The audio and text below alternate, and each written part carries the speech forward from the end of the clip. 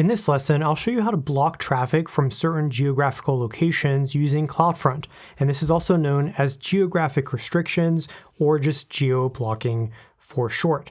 Now, before I show you this, just a really quick note here. If you have the WAF enabled on your distribution, you're not going to see this geo restriction option in your console. They remove it automatically. Why? Well, because AWS is pushing you to use the AWS WAF for that restriction and option instead of using it through CloudFront. So you can technically layer both, but the console would strongly nudge you towards using the WAF as that single control. We'll cover using the web application firewall with CloudFront in another lesson, so I'm not going to show that or talk more about it in this lesson, but I just want to make sure that you are aware of that and keep that in mind. And in fact, I went and created a brand new CloudFront distribution without the WAF enabled so that we can see that in action. So in the console, I'll go ahead and click on that distribution ID. Then I'll scroll down and click on security, and you'll see that my core protections are not enabled and I don't have advanced DDoS protection either.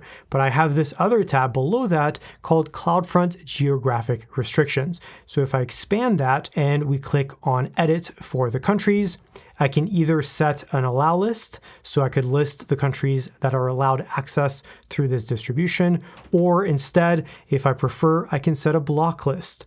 Now for this demonstration, just as an example, I'll restrict the United States, which is where I'm located. And so that way we can see it blocking me. So I'll select United States and then I will save changes. Now this will take a couple of minutes to deploy. And so while that's happening, let's go ahead and talk about what's going on. Now, since this is applying to the entire distribution, you may have to use a third-party service if you only want to restrict to some of the files within your distribution, but not all of them, right?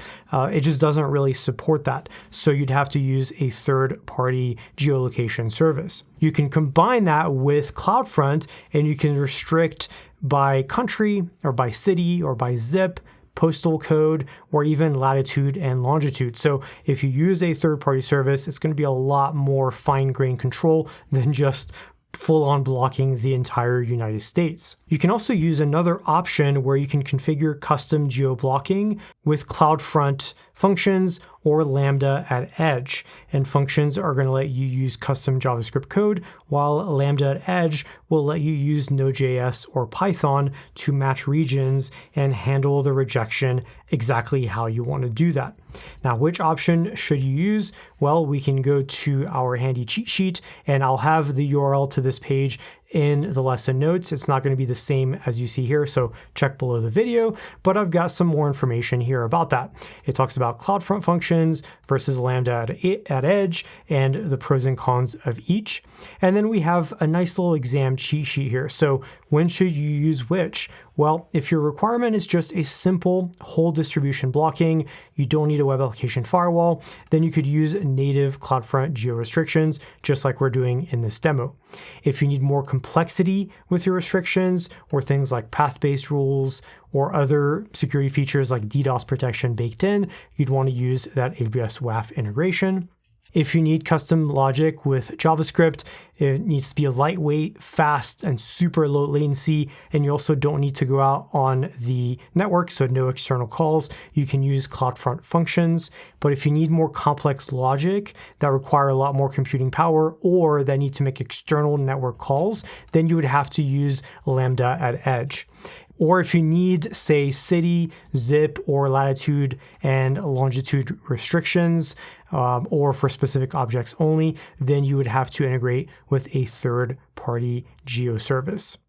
So that is important to keep in mind. We'll come back to this in just a minute. Instead, let's go back to our distribution and let me try to access this URL. And we'll see a 403 error. The request could not be satisfied. It is configured to block access from your country, so we cannot connect you to that server or application at this time. So you can see that happening, no problem. If I were to use a VPN though, and say I am VPNing through a proxy in France, for example, then I would be able to access this distribution. So that's the other thing I was going to mention as I was scrolling down on this page, It's that you need to remember that geo restrictions aren't really a security control. They may seem ideal in practice, or in theory, I mean, but in practice, they can be extremely easily circumvented, even with basic free VPNs. So they're really just mostly for checking a box when it comes to, say, GDPR, or regional compliance, or if you have content licensing and you need to protect your content that requires geo-based location blocking or even sanctions enforcement, then you can turn that on. But otherwise, frankly, it's probably just a waste of time, just being real honest here. But on the exam in scenarios, if they ask you about this, keep in mind that you can turn this on at CloudFront, AWS WAF, or using third parties as well. But that's going to be it for this lesson. Let's go ahead and complete it, and let's move on to the next.